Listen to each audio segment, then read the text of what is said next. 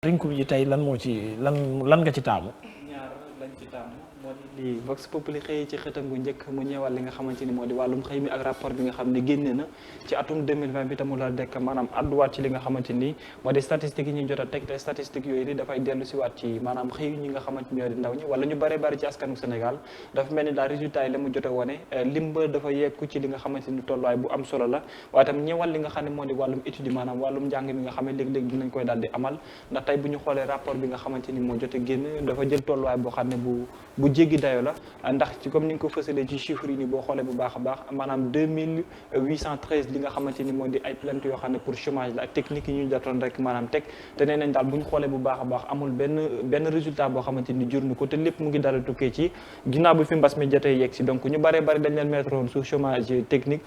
ba pare bi affaire yi bi ñu demee ba yaakaar ne wàññeeku na taxul kenn koo xam ne tam woo nañu la ñu bëree bëri tam ñoo xam ne dañoo amoon maanaam ay déposition yoo xamante ni am nañ ko te lépp daal yéenikaay bi ne bu ñu xoolee bu baax a baax presque day dellu si waat ne téeméer boo ci jël daal presque xaaj ba day mel ni ne ñëpp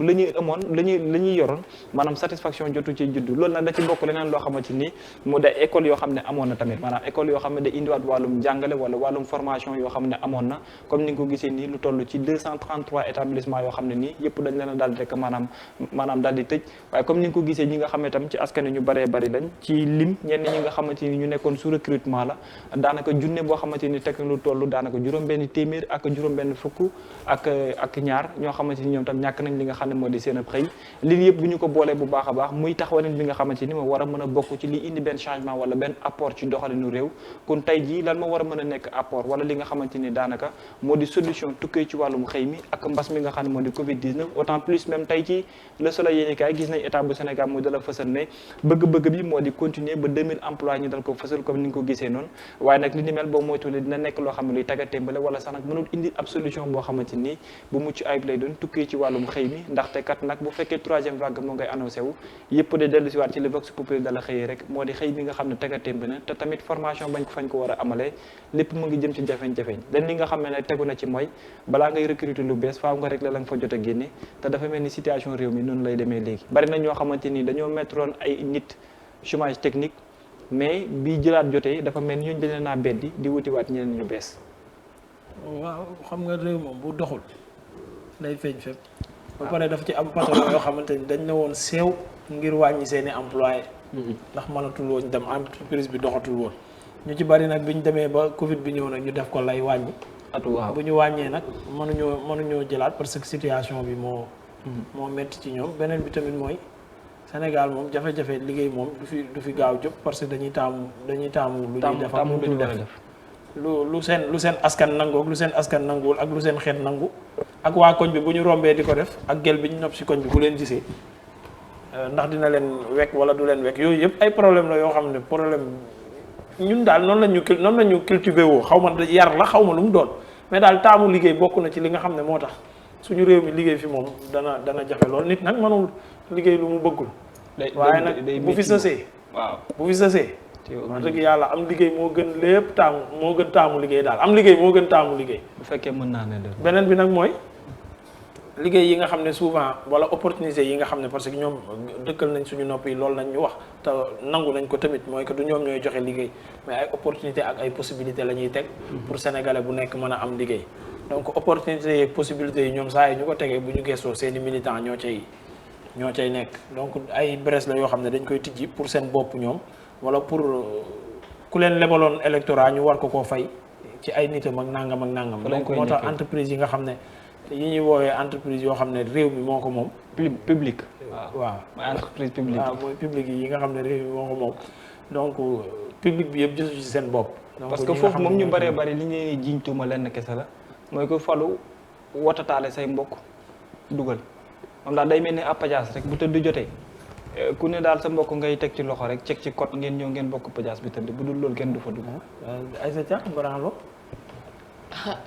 Branlo di Ameth mënuma see wax lu bëri parce que. ak li nga ko utiliser yëpp. utiliser man bi ma amee sama bac def sama master ba tey yàlla dafa dogal ne lépp lu ma am maa ko amal sama bopp. macha allah parce que dama nekk nit boo xamante ne en fait bugguma ëllëg nga may joxoñ baaraam parce que man déjà comme ni ngay wax xam nga xaw maa yaru donc bugguma ëllëg nga may naan yàlla ak man ak yàlla ak sàngam et pourtant je pouvais bel et bien utiliser des ballons parce que duma ko ndaw ci réew mi te samay mbokk duñu ko ndaw ci réew mi donc ba gouvernement bi ngay wax j'ai des oncles j'ai des tantes là-bas et tout ça mais j'ai pas envie quoi je suis comme Ameth Ndoye modestie non Ameth li nga doon wax sànq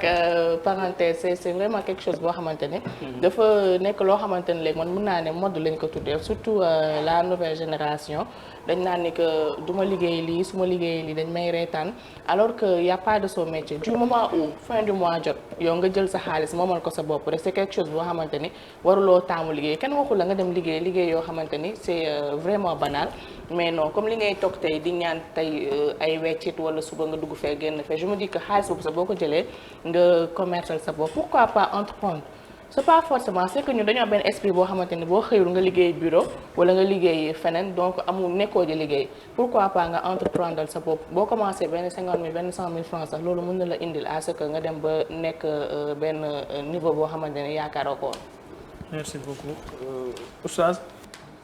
liggéey de moom lu lislaam sopp la moom bokk na ci li nga xam ne moom yàlla sant na ko jullit pour mu koy uti. moom loolu farata la ci ku ne liggéey moom farata la ci ku ne mais yeneen sax boo nekkee ci kër góor bu nekkee ci kër wala ku mën a doon boo xëytoo bu amul liggéey tax génnal kër gi ba ku ñëw kër gi mu la fekk ba waxtu bi nga xamante war ngaa ñëw ci kër gi du ko ñëw ci kër gi waaw tamit muy liggéey tamit wax dëgg yàlla ka muy liggéey tamit ko war a jox àq waaye tamit yow tamit mën ngaa dem di liggéey benn bërëb ba am ko jox tamit respecté da lay wane maa Sénégal loolu la nu mu la ëppalee fa mu woon la ko fa mu woon na carrément maa la ëppalee man maa la woon sant maa la mën a sant naa nga foog ko def kon nag wax dëgg yàlla yow miy liggéey ak ki nga xamante ni moom ngay liggéey yëpp ngeen war a joxante cër nga xamante ni liggéey moo leen boole am na loo xam ne boo ko mënoon doo ko sant ni nga ko mënoon nag moo tax nga sant ko xëy na nag bu ko moom tamit comme moom tamit bañ na ba wutal la fàkk la nga fii ngay liggéey tamit fexeel ba respecté loolu waaye Yonent sallallahu alayhi wasallam ne nit ki boo koy liggéeyal boo demee ba xamante ni wax ñaqam war naa fenn rek fay ko xaalisam waaye yenn saa yi nga gis koo xamante ni yàlla xam benn ak fee bëri billaay nga liggéeyal nit ki liggéeyal ko liggéey bu mucc ayib mais doo ko koy sofantalal da leen naan yow li nga maam mel ne yow li nga liggéey baaxul te malgré xolam seet na mais du la ko wan te nit ki wax dëgg yàlla bu lay liggéey benn mbir ba nga kontaan wan ko mais nga dajale ay alal xaalisam boor ko fay doo ko fay da ànd moom di dàqante moom mu yéeg ak moom di yéeg ak moom wàcc ba tey nii fa lay mujj ma bàyyi naa la ak yàlla xam nga ni ñoo xam naan ku nekk boo jàppee ne yaa moom sa bopp rek dee daa jotut bu dee jotee da nga xam ne moom sa bopp bu dee jotee ku nekk boo moom sa bopp bu dee jotee ak dee lu métti doo rek est-ce que du kooku tamit dafa xaw a ñàkk fayda ki nga xamante ne dafay nangu ñu koy watat comme ni nga wax di koy liggéeyloo di koy ameel di koy manqué de respect est-ce que du moom moo ñàkk fayda non du ñàkk fay xam nga tax am na koo xamante ne lu mu lay wan ne man maa la ëpp baat ci réew mi ak foo mën a yaakaar ak koo mën a yaakaar man ma yaakaar yàlla rek waaw moo tax ma ne yaakaar moom rendez-vous bi yàlla la maam fu nekk mën ngaa rëcc nag mais yàlla mu fi amul rëcc ndax yàlla nee na foofu moom bala ngeen dem ku nekk da nga régler sa diggante morom ndax man yàlla aw ma kenn problème yéen kay yéene amati problème seen i biir moo tax ji nga àq dafa doy waar àq dafa doy waar nekk nit moo sax yàlla si almaktum ne nit dana rey bala ngaa taxaw na reyu nit baal ba yomal xiyam ndax nit bu ñu ko rey muy dox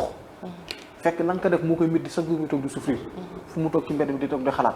ber du wax ak kenn fekk am na ko mbir margare am ko mën a jooyee loolu nañ ci bàyyi xel bu baax daal xorom si cin waxuñu nag ay liggéeyaate ba jël ay place yu nit yooyu moom it taxul ut boobu utin façon mu liggéey moom boobu waxuñu man ce qui m'intéresse moom mooy étude bi lu mu def c'est très important parce que Covid bi on a vu que même bu ñu jëlee par exemple ci entreprise de presse yi dañu xaajoon li nga xamante ne moom moo di employé yi ne leen pour ñu toogandi seen kër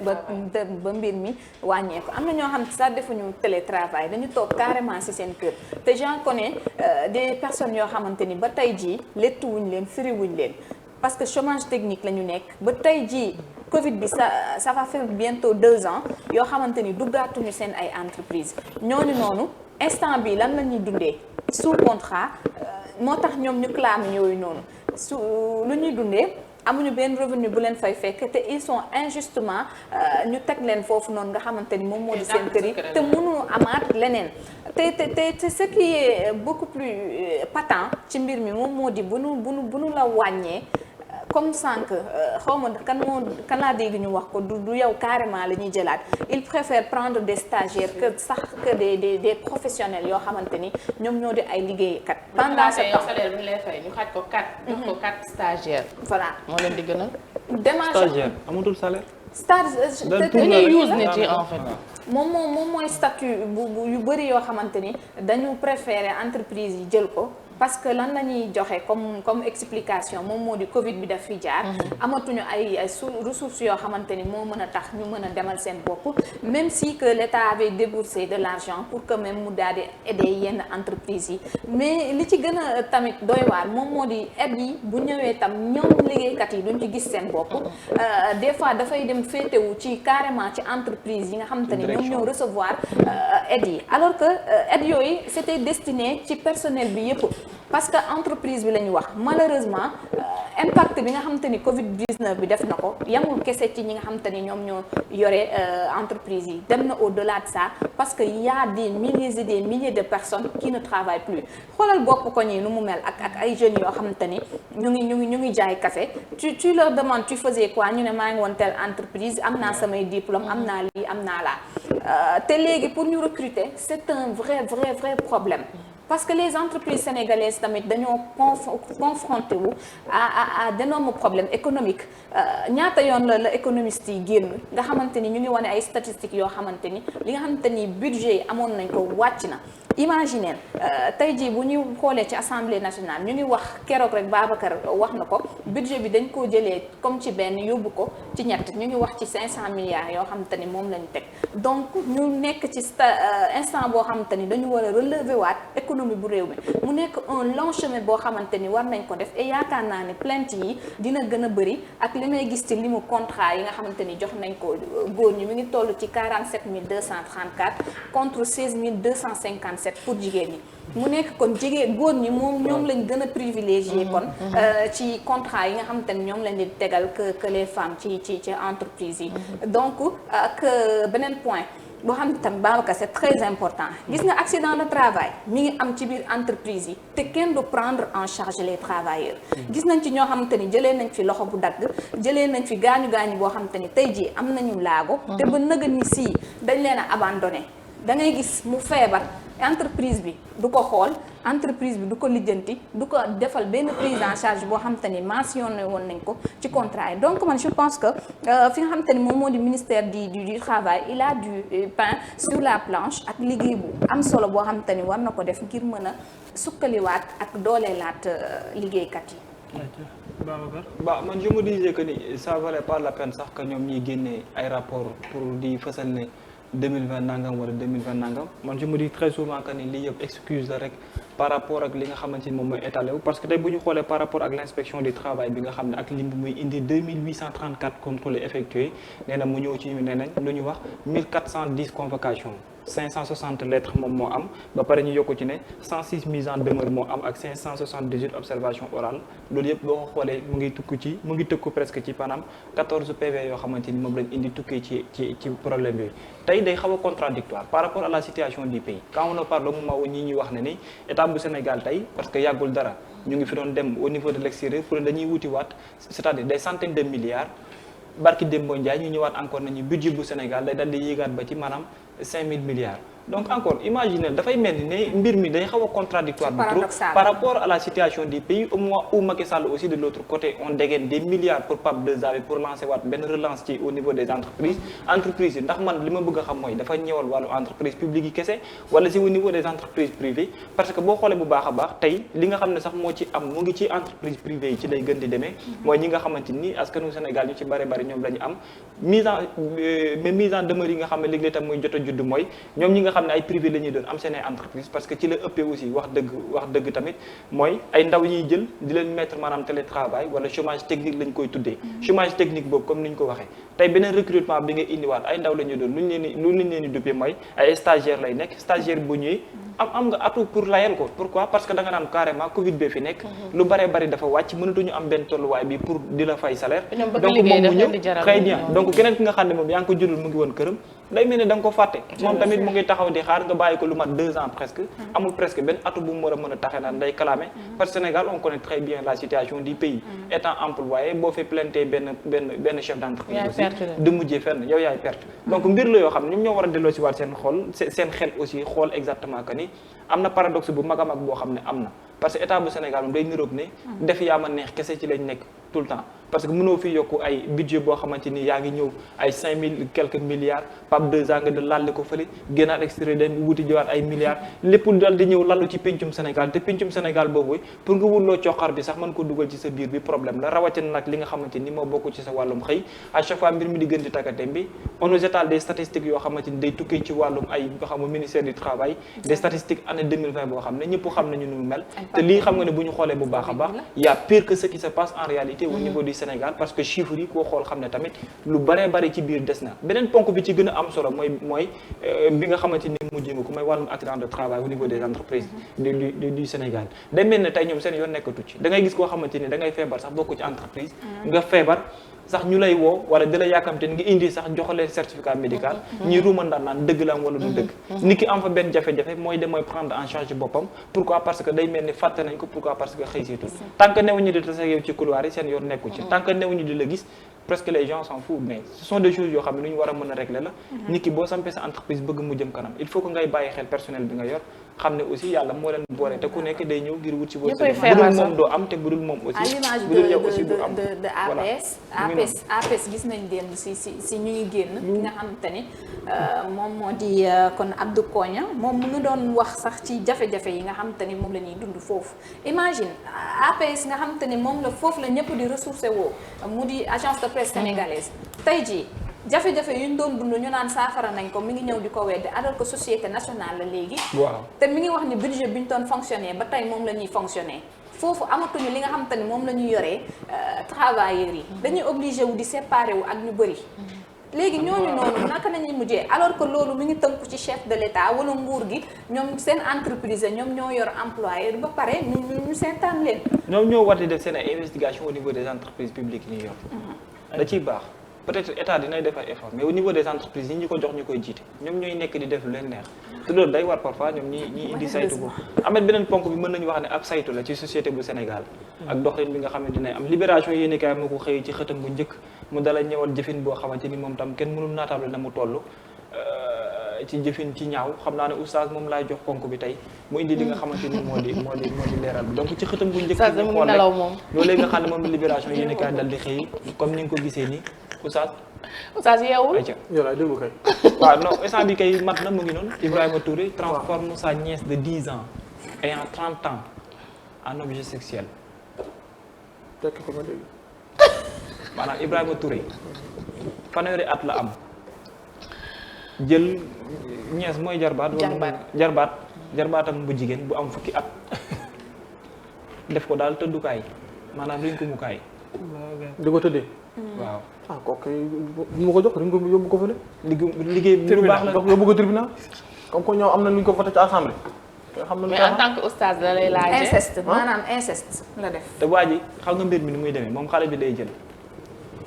moom mu ngi am jabar ñoom ñaar ñoo ne ci kër 30 ans la am mais amagul doom ak soxna si. maa xam nañ ne ki jur xale bi. moom nekku fi extérieur la nekk. moom nag moom xale bi jarbaatam la. moom mu yor xale bi ci biir kër gi ba ma ne ma nettali histoire bi ba mu pare moom xale bi day ne ci biir kër gi saa yu wéet ak moom di ko rinkum rek di ko dig ay 100 francs ki ñoom seen wala léegi li muy menacé xale bi xam nga d'habitude xale boo koy menacé naan ko kër gi nii nangam maa fi nekk lu la neex nga koy def xam nga yàlla bu la naree weer benn bés xale bi dem di jàng ji am ko mu tasee ñu koy àbbu tame xam nga ndax xam nga tame bi de tame yi ñuy layee ci rek dugub ak mboq ak suuna ak ñoom seen waaw mu dem ci kër ga di jëli tame ba pour yóbbu imaginel de gone gu war a xëy jàngi urgence am mu delluwaat ci kër gi di ko jël si ñëw fekk fa nijaay mu ne dee daana kii balaa booy bi di demaat daana rinkum balaa booy bi di dem waaye yàlla bu la naree weer ne mooy ñor di daal kilootu xale bi moom tam ne dëngaaral femme ba moom tamit ab dëkkandoom fekk ko ci kër ga bett ko nag muy wuti lay nee na serviette ba daanoo mu ngi noonu daal ñu porté ko plainte mu ñëw ci kanam àttekat pas ci bi ñu koy déglu audition yi muy weddi parce que moom nee na xale bu jigéen bi nag xam nga fukki at ku ko am ku ne mën ngaa ràññee. nee na moom mënul compter sax nag ñaata yoon la waa ji di abusé wu ci moom mais comme ni ñu koy waxee kërug docteur moom lu mu xas ba confirmé kenn mënu ci dara kërug docteur ga moo confirmé que ne gune gi ci kanamam jot naa subir ay jonju xale bi sax yàlla da ko may bu Babacar continuer dem di jàngeeg yooyu noonu. Babacar waaw fukki at fanweeri at ak fukki at. Babacar charia xam lan la déedéet moo laa la bëgg a wax waaw ayca. waaw charia dafa ne ba fekkee da ngaa fekk nit muy yàllu nga teg sa bët nga fekk moom kuur gi di dugg ci gën gi fekk amul ñeenti seede yoo xam ne bokkuñ fi dëkk seen wu ci dëgg la maanu yaa ngi dégg foofu na ma ci maanu ñi war a doxal si dossier bi dañ ko bàyyi ñu doxal leen dafa am benn waay joo xam ne dafa fekk ñaar ñoo xam ne ñu toog di waxtaan bëj ay midi mu dugg ci biti bi di jënd café muy jëndee café noonu fekk lañ ñu ñuy wax mu yaakaar si ñoom lañ nekk xam naa waaj a xam nga ko pap Gambie mu yor toos ñoom ba si ñoom si midi di nit maire bi da fekk foofu ne ko waa pap looy nit mun a ko maanu lay wër maanu midi mun a maanu lay wër maam foofu di nga Babacar man charia li mu wax falaa yam am na loo xamante mbir mu état nañ ko bàyyi état mais am na loolu mais oustaz li gynécologue moom moo consulté xale bi ne xale bi subir na ay rapport sexuel fi amatul maandu. déggu xaalis wala man boo ko fekkoon ma teg sama bët sax laa damay maanu wax ma gynécologue bi kon daal ci gàttal li ma bëgg a wax mooy. doo ci wax parce que leerul la. waaw leer mais bu la leeroon tey en tant que stage pour fàttali. parce que c'est maam lii moom bu fekkee mooy énième cas boo xamante ni moom Babacar andi na ko fi. d' accord charia nee na lu ñu ko wax mooy. maam ji nga koo xamante ni dafa am kii verse la nga déverser ko maam mu ngi mel ne carrément dañoo tabax 1000 jàkk nga màbbal ko. non. kar gi ci nekk. très bien. yow 1000 jàkk yoo xam ne dañu koo tabax nga màbbal lépp. ñaata jàkka ngeen màbbal. tey ñu diverser la waaw dina ma ñu yeggale. xam nga tey. fee bu amee. xam nga scientifique yi boo gisee parfois seen am njàng loolu moo koy déterminer. xam nga nit ki mën na ko accuser gratuitement loolu mën na am nit ki mën na complot ak médecin nit ki mën na complot ak leneen ak leneen dañoo toll ci société boo xam ne tey li ëpp ci li ñuy gis ci cas yi ni mel ci wàllum siif ak wàllum ñoqarteeg yi ni mel da ngay gis carrément que ni ay nit ñoo xam ne seen at day romb presque fanweer ba juróom fukk ba juróom benn fukk ñoo koy def ci ay gono yoo xamante ni kenn mënul laa wax sax na seen âge mënul romb sax fukki at. mais Babacar man lii feebar laa ko jàppee. moo la bëgg a wax moo la bëgg a yow wax yaa ngi ak sa soxna yow lew na la heure bu la neexee bu nga kaa def li nga ko war a def donc pourquoi nga jël sa jarbaat koo xamante ni yow sa deret la ñu dénk la ko xoolee woo ko bëtu doom nga koy xoolee bëtu leneen bay sekk ak moom ay rapport sexuel ba pare 10 ans kii waruñu ko yóbbu vraiment prison asile des fous lañ ko war a keneen baa gën a garaaw waa ji juróom fukki at ak ñett la am gone gu am ñetti at fukki at ak ñett 53 ans gone gu am 3 ans lañ wax ne moom la doon jéem a moom la doon jéem a loolu feebar la Oustaz yaa ngi woon ci point bu baax les conséquences de ces actes là. non maam di nga loolu maam moom laa lay wax maam diverser nit fekk nit koo xamante ne verser la nga diverser ko maam mu mel ne dañoo tabax 1000 jàkk nga màbbal lépp laa la wax. kon ci ku la lewul. évidemment. waaw nga nekk nit. non balaa ñëpp di tiitandoor kay ma gindi leen. non Babacar yow. ci la yiw gi nekk si raay sa soxna rek. nan lañ naan la nga déverser ko 1000 jàkk nga màbbal. waaw doo wax waxu nit. za ay yeggali bu mu la wax ku la lewul moo tax ma lay ku la lewul moo tax ma lay wax mais am na loo xamante ne feebar la. feebar la kay. am na loo xam ne feebar la boo fekkee xale boo xam ne ñetti at la am wala ko xam ne 10 ans ngay am nit naan da ngay yegg ci kaw yàqal ko àdduna xam am na loo di nga ñooñ di nga man noonu dañu leen bàyyi sax ñu war a def. xale bi elle sera traumatisée toute sa vie. non parce que 10 ans dafay fàttaliku lépp elle sera traumatisée. non dootoo xale 10 ans ko am dootoo xale. waaw ok 10 ans ku ko am dootoo xale. ba pare man ponk bi may gën a soulever mooy. li ma gën a métti mooy pourquoi les parents di jox seen ay doom ñu leen koy yaral. non parfois du am mais parfois tamit qu'importe sa doom yaa ko jur yar ko l'enfant n'a pas demandé à naître. donc yow mi ko jur bu nekkee da ngay lekk suufal da nga koy ŋànk comme muus foo leen dem ngeen tëdd saatu garab ngeen ànd fa. xam nga am na yoo xam ne xel mënu koo xalaat imaginer Ameth man ak moom nii nit ñi mel yëkkati doomam tey ñëw dénk ma ko xam nga mën ngaa xalaat ci àdduna lu nekk bi baax na de. waaw non mën ngaa xalaat ci lu nekk ci àdduna lu dul ne Babacar ma dénk sama doom wax xam nga am ñoo xamante ne yàlla nee na am na ñoo xamante ne yàlla nee na am nit ñoo xamante ne yàlla def na ulaayka kal an'am am na ñoo xam ne comme bàyyi ma am nit ñoo xam ne bàyyi ma moo leen tane bàyyi ma am ñoo xam ne comme bàyyi ma yàlla def na am ñoo xam ne comme bàyyi ma dem ba ci biir ne baluhum sa àndal am ñoo xam ne bàyyi ma moo leen gën ndax bàyyi ma rek mooy wuññeeku yaay mu jur ko mu ànd moom di seeg moom tey maa dirigé. continuer sa point bi. Oustaz Aïcha mën nañoo dem tey ci sa ponk bi ma nuyu El Hadj Darame mu ngi nuyoo boobu ba léegi maa ngi lay nuyu bu baax